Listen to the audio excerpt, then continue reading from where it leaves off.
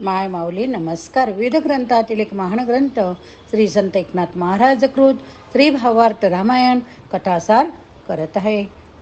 भाग 24 वर्णन करून अभिप्रायाला प्रारंभ करते. सुंदरकांड. श्री गणेशाय नमः. रावणाने सीतेला पाहिले. तिची फार दीन अवस्था झाली. रावणाने तिला सौम्य शब्दात आश्वासन दिले. म्हणाला, सीते, मी दशानन तुझी प्रार्थना करतो. तू माझ्याशी विवाह कर. सर्व सुखे भोग, सर्व लंकेचे राज्य भोग. देवही तुझी आज्ञा पाळतील. त्याने तिच्या सौंदर्याची अत्यंत स्तुती केली, अनुनय केला. भावी सुखाची, वैभवाची सुंदर स्वप्ने तिला दाखवली. अनेक प्रलोभने दाखवली. रामाच्या दैन्य अवस्थेचे वर्णन करून तिच्या मनात त्याच्याविषयी उपेक्षा निर्माण करण्याचा प्रयत्न केला. पण सीतेच्या मनावर रावणाच्या कोणत्याही भाषणाचा काहीच परिणाम झाला नाही. तिने रामाचे खरे स्वरूप वर्णन केले. रावणाची नाना प्रकारे निर्वत्सना केली. तेव्हा रावण म्हणाला, तू जर मला झाली नाहीस तर तुझे तुकडे तुकडे करीन. तो राम तर पूर्ण दुबळा आहे.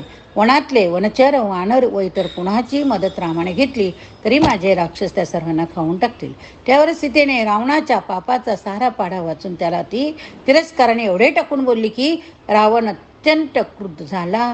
पण सीतेने त्याच्यावर तीव्र शब्दांचा असा काही मारा चालू ठेवला की रामाच्या हातून तुझा सर्वनाश लवकरच होईल असे भविष्य इतक्या ठामपणे सांगितले की रावणाला काही प्रत्युत्तर देता येईना. त्याच्या गर्विष्ठ वल्गनांचा तिच्यावर काहीच परिणाम होत नाही हे पाहून तो तावातावाने खडंग उगारून तिला ठार मारायला धावला. हनुमंताने ते पाहून एकदम खाली उडी मारण्याचा, रावणावर हल्ला करण्याचा विचार केला. पण आश्चर्य असे की तेवढ्यात रावणाची पत्नी तेथे अचानक आली व रावणाचा खडंगधारी हातीने पकडून रावणाला प्रतिरोध केला. सीता रावण संभाषण नंतर मंदोदरीने रावणाला थांबवले. जानकीचा घात करण्याचा प्रयत्न केलात तर तुम्हाला तात्काळ मृत्यू येईल असे सांगून तिने त्याला त्या कृत्यापासून परावृत्त केले. तिने त्याला परत त्याच्या सदनात नेले व एकांतात त्याला दशरथाचा पूर्ण वृत्तांत, पूर्ण नारदाने सांगितलेले अढळ भविष्य कथन सांगितले. रावणाने सारा इतिहास काय तो विचारला तेव्हा ती म्हणाली, पूर्वी आपण शक्तीचा, अमरपणाचा गर्व मनात बाळगून नारदाला विचारले होते, नारद, मला या तिन्ही लोकात कोणाच्या हातून मरण आले ते आहे ते सांगा. तर तेव्हा देवांच्या हातून, दैत्यांच्या हातून की दानवाच्या हातून? त्यावर नारद म्हणाला, रावणा, सर्व देव दानव यांच्या हातून तुझे मरण नक्की नाही. देवांना तर तूच बंदित ठेवले आहे, ते तुझे आज्ञा पाळतात. दैत्यांची शक्ती ती काय? दानवांची तुझ्यापुढे काही पाठ लागणार नाही. तेव्हा त्यांच्यापासून तुला धोका नाही, मात्र धोका आहे तो मानवापासून. भविष्य कळले तर ते टाळण्यासाठी तू नाना प्रयत्न करशील, म्हणून नेमका कोण तुला ठार मारील ते विचारू नकोस. पण रावणाने मग फारच आग्रह धरला. तेव्हा नारद म्हणाला, हे पहा, अयोध्येचा राजा दशरथ, त्याचा पुत्र कौशल्येचा सुतराम हाच तुझा काळ. तो लंकेत येईल, तुझ्या सकट सर्व राक्षसांना नष्ट करील असे भविष्य होय. एवढे सांगून नारद स्वर्गात निघून गेला. त्यावर तुम्ही ब्रह्मदेवाला विचारले. नारदाने माझा मृत्यू दशरथ पुत्र राम यांच्या हातून आहे असे सांगितले. हा दशरथ कोण बरं? त्याची पत्नी कौशल्य कोण? त्यावेळी दशरथ कौशल्या यांचा विवाह फार झाला नव्हता आणि तुम्हाला काहीच माहीत नव्हते. ब्रह्मदेवाने तुम्हाला सांगितले, दशरथ हा सूर्यवंशातील राजा, उत्तरेत अयोध्या नगरी तो राज्य करतो. त्याचा विवाह अजून झालेला नाही. पण कौशल्य राजाची कन्या कौशल्य हिचा त्याच्याशी विवाह होणार. हा विवाह आजपासून 5व्या दिवशी होणार. ब्रह्मदेवाने असे सांगितले. तेव्हा रावणाने काय केले? एकनाथ महाराज म्हणता, ही कथा मूळ कालिका खंडात सेतुबंध महात्म्य नामक प्रकरणात सांगितले आहे. तिच्या आधाराने मी या ठिकाणी वर्णन केले. कोणी एकनाथ महाराजांनी, आणि तेच वर्णन मी तुम्हाला अभिवाचनातनं सांगत आहे. रावणाने तत्काळ ब्रह्मदेवाला निरोप दिला. कौशल्येचा कौशल देश त्याने गाठला. कौशल्येला त्याने पळवले. तिला त्याने भीतीपोटी लंकेत आणले नाही. तिला एका मोठ्या पेटीत ठेवले. त्या पेटीत काही खाद्यपदार्थ ठेवले, शुद्ध पाणी ठेवले. पेटी बंद केली. ती पेटी समुद्रात सोडली. समुद्रात ती पेटी यदृच्छा एका महामत्स्याने आपल्या तोंडात पकडली. आपल्या दाढेखाली धरून ठेवली. त्याने विचार केला, मी जेव्हा दुसऱ्या मत्स्यापाशी झुंज करीन तेव्हा पेटीचा चुराडा होईल.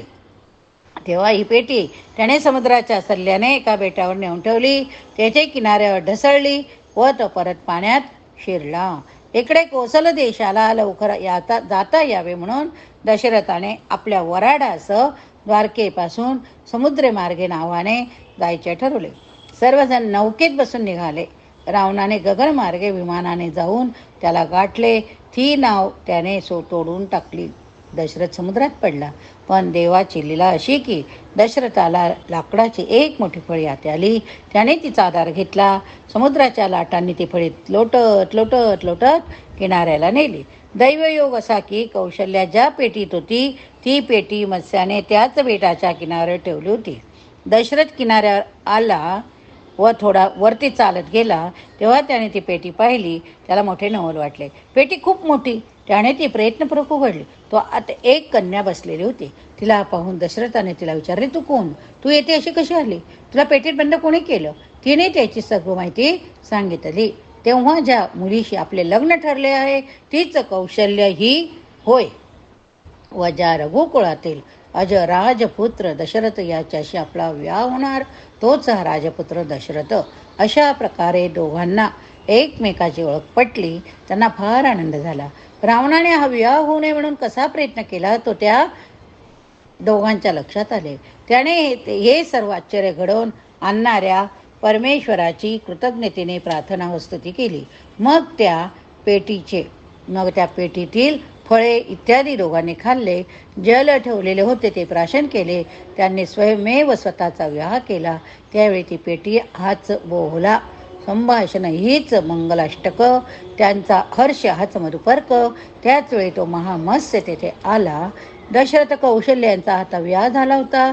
ती दोघे पेटीत बसली. मत्स्याने त्यांच्या सांगण्यावरून ते पेटी समुद्रात नेली. ते दोघे आता अयोध्येकडे जाणार होते. इकडे रावणाने आपण दशरथाचा घात केला असे मानून देवाला पुन्हा विचारले, आता दशरथाचा विवाह कसा होईल सांग. मी दशरथाला समुद्रात बुडविले. कौशल्येलाही पेटीत घालून ती पेटी समुद्रात टाकली. ब्रह्मदेव म्हणाला, दशानना, अरे त्या दोघांचा विवाह झाला सुद्धा. भगवंतानेच जे ठरवले त्याने सिद्धीस नेले. तू जी पेटी टाकलीस ती कोठे ते मी दाखवतो. तू ती पेटी आणून उघडून पहा. मग ब्रह्मदेवाने सांगितल्याप्रमाणे रावणाने त्या पेटीचा शोध घेतला. ती पेटी समुद्रात तरंगत असताना दिसली. त्याने ती शेवका करवी काढून लंकेत आणली व उघडली. तो काय?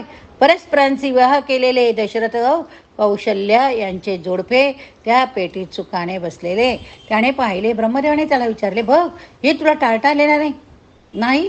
रावणाने दशरथाला मारण्यासाठी खडंग उगारले. पण दशरथाने त्याला न भीता कटू शब्दांनी त्याची एवढी निर्वचना केली की रावण थबकला.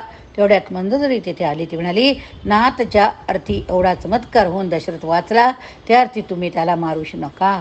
येथेच मानव रूपात रामरूपात परमेश्वर प्रगट होईल. आपला सर्वनाश होईल. आता आपण त्या दोघांना सन्मानाने अयोध्येत जाऊ द्यावे. मंदोदरीने सांगितले. त्यात तथ्य होते. रावणाच्या मनात आले, जर मी दशरथाला मारण्याचा प्रयत्न केला तर येथेही पुन्हा काही चमत्कार होईल आणि हा मरणार नाही. तेव्हा त्या दोघांना सोडून द्यावे हेच बरे. त्याला सेम पटल्यावर लगेच दोघांना विमानात बसवून स्वतः अयोध्यात नेले. राजपुत्र दशरथ वराड घेऊन विवाहासाठी कौशल देशाला गेला. पण अजून परत कसा आला नाही म्हणून सर्वजण चिंतानूर होते. अचानक फक्त दशरथ कौशल्य आलेले पाहून त्यांना खूप आनंद झाला. पण समुद्रमार्गे जाताना वराड समुद्रात बुडाले. आपण कसे वाचलो? कौशल्या कशी वाचली? कशी भेटली? रावणाची सर्व कृत्य व्यर्थ कशी झाली?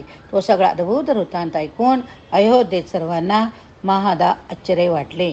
एकनाथ महाराज म्हणतात, मंदोदरीने हा सर्व वृत्तांत रावणाला सांगितला. त्याला हे सारे आठवले.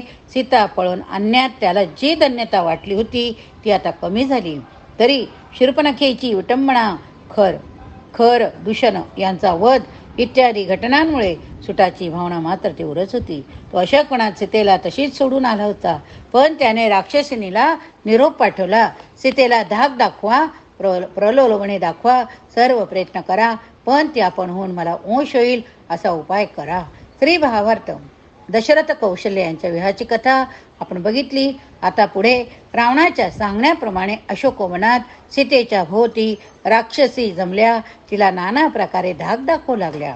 पण त्या जागी काही देवांगना, गंधर्व कन्या, नागकन्या होत्या. रावण तुला जबरदस्तीने आपलीशी करू शकणार नाही, कारण ब्रह्मदेवाचा त्याला असा शाप आहे की जर तो परस्त्रीवर बलात्कार करील तर त्याचा तत्काळ मृत्यू येईल, असे त्याने सीतेला सांगितले. स्वर्गात पूर्वी रावणाने उर्वशीला त्रास दिला होता, तेव्हा शाप ब्रह्मदेवाने रावणाला दिला होता. तू मुळीच घाबरू नकोस. त्या शापामुळेच रावणाला भय वाटत आहे. तुला तो भीती घालीत आहे ती खोटीच होय.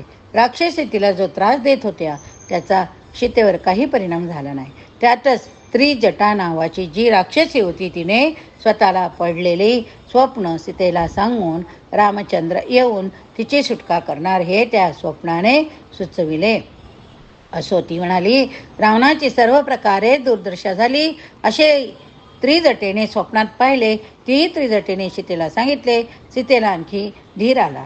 शूर्पणखा तेथे आली. सीतेपुढे रावणाच्या ब्राह्मण जन्माचे, पराक्रमाचे, विद्वत्तेचे वर्णन करून सीतेची कल्याण रावणाशी विवाह करण्यातच कसे आहे ते वारंवार पटवून सांगू लागले. सीतेने प्रथम काहीच मनावर घेतले नाही, पण नंतर मात्र तिने आपली रामावरील अत्यंतिक निष्ठा स्पष्ट शब्दात त्यांना सांगितले. मला कापा, तोडा, जाळा, ठार मारा, मी कालत्रयी रावणाला अंश होणार नाही. आता लवकरच माझे प्राणनाथ राम येथे येतील आणि सर्व अंशासह रावणाचा नाश करतील, असे निक्षून सांगितले. तेव्हा ज्या तिला भेटसावीत होत्या त्याच तिला घाबरू लागल्या. रावणाची सीतेला भीती वाटत नव्हती. भीती होती राक्षसींनाच. रावणाच्या आज्ञेचा भंग केला तर तो आपल्याला मारील ही भीती होती. सीतेने आपल्याला शाप दिला तर आपण मरू अशी भीती होती. त्या वरमल्या दूर जाऊन बसल्या. सीता एकटीच अधोवधन बसली. रामाची वारंवार आठवण काढू लागली. रामाला आपल्या ठाव ठिकाणा कळेल का? रामाचे वृत्त आपल्याला कळेल का? दुर्लभ्य सागराला लंघून इथपर्यंत कोण पोहोचेल? मला कोणी भेटेल आणि रामाची माहिती सांगेल का? माझा कुणाला अजून शोध कसा लागला नाही, असे विचार ती प्रकटपणे बोलून दाखवू लागली. आपल्या गुप्त स्थानी बसून रामदूत हनुमान सारा ऐकत होता.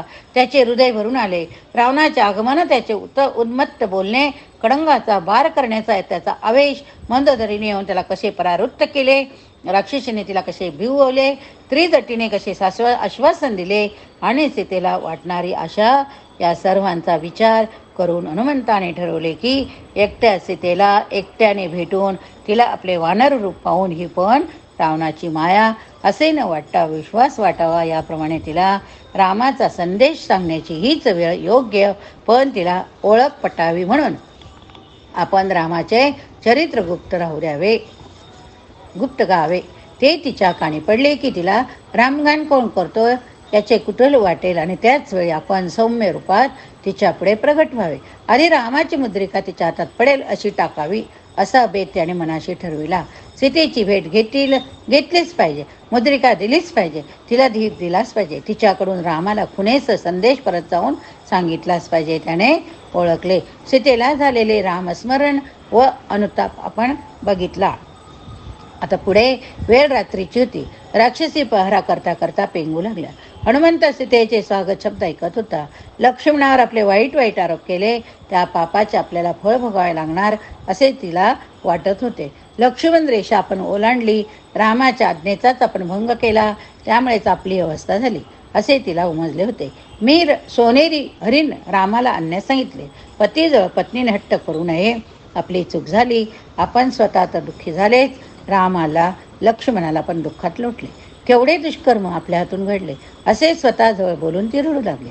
देवट्यांच्या चंचलता लालसर उजेडात सीता म्हणजे दीनतेची मूर्तीच दिसत होती. हनुमंताने जास्त विचार केला नाही. वरून सीतेच्या हातात रामाची मुद्रिका पडली तर तिला किती आनंद वाटेल याचाच त्याने विचार केला. पण त्याआधी हळू आवाजात दशरथाच्या पुत्रप्राप्तीपासून सीताहरणापर्यंतची कथा त्याने स्वर म्हणण्यास प्रारंभ केला.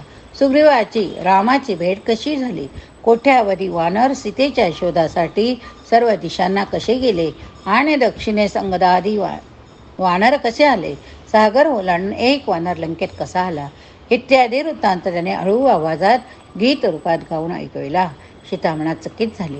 आनंद शोक यांचे मिश्रभाव तिच्या ठाई प्रगट झाले. कोण बरे माझ्या प्रियतमाची कथा व्यथा गाऊन दाखवित आहे असेही कुतूहल तिला वाटले. तिने अंधारात कोणी कुठे दिसले का याचा अंदाज घेतला, पण कुणीच दिसेना. तेवढ्यात रामाची दिव्य रत्नांकित सुवर्णमय मुद्रा तिच्या हातावर पडली. ती मुद्रिका पाहताच सीतेचे हृदय प्रेमाने उचमळून आले. तिने ते मुद्रिका शिरी धरली, तिचे चुंबन घेतले, ती हृदयाशी धरली. ती नाना प्रकारे तिच्याशी बोलू लागली प्रेमाने. रामाची आठवण काढून रडू लागली.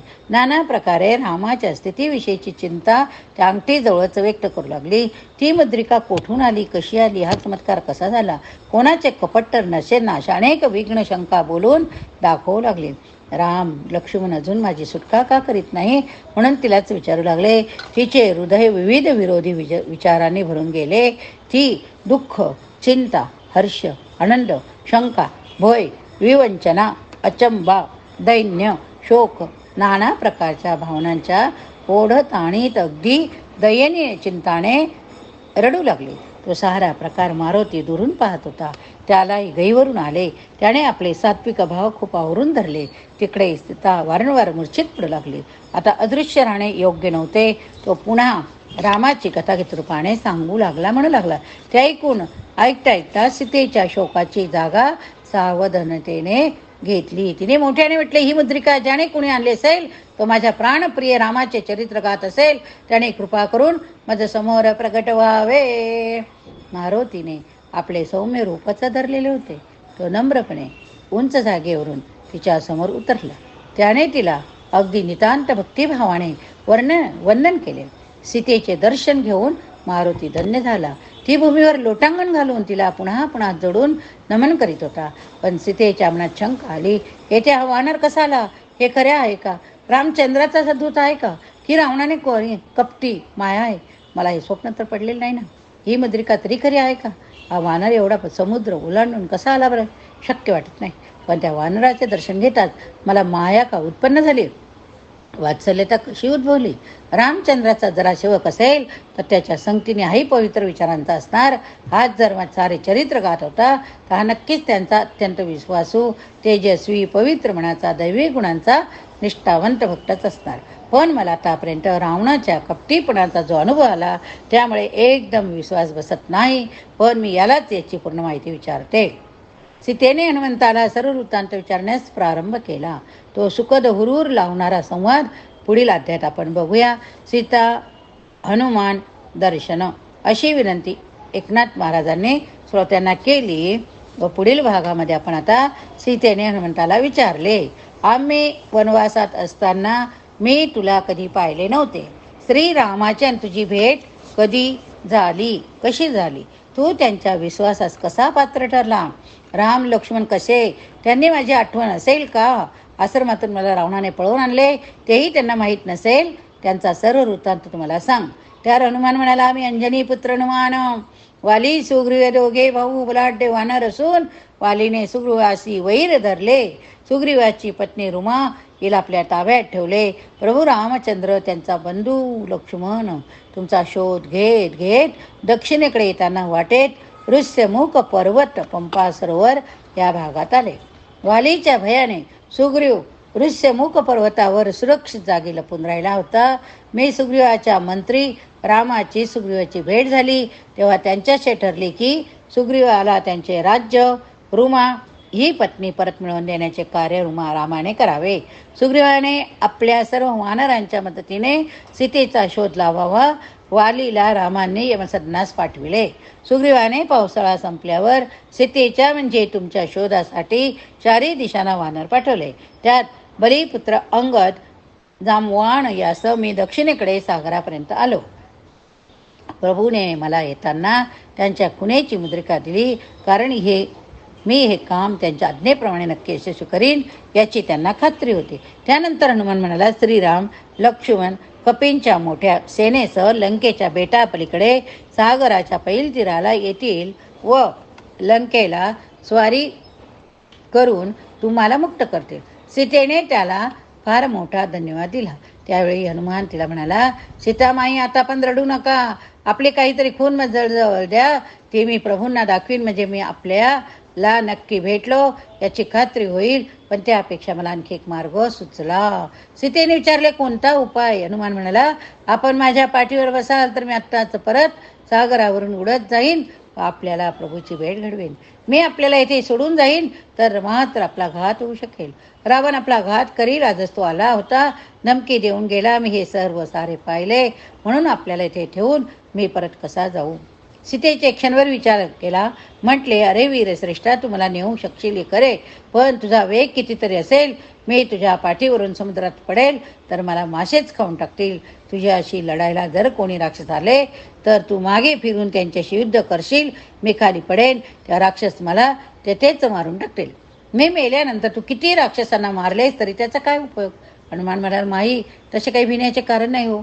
मी पुच्छ वाढविली, त्याचे तडाके मारले, राक्षस पटापट मरून पडतील. सीता म्हणाली, तू एवढासा वानर दिसतो, तुझे शपथ किती मोठे होणार?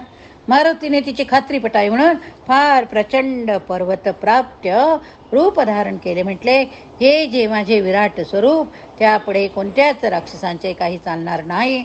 आपण निशंकपणे माझ्या पाठीवर बसावे. सीता म्हणाली, हनुमंता, तू शक्तिमान हे खरे, पण मी रामप्रभूपेक्षा अन्य कोणाही पुरुषाला स्वतः स्पर्श करू देणार नाही. त्यांना भेटण्यासाठी सुद्धा मी तुझ्या पाठीवर बसणे ठीक नव्हे.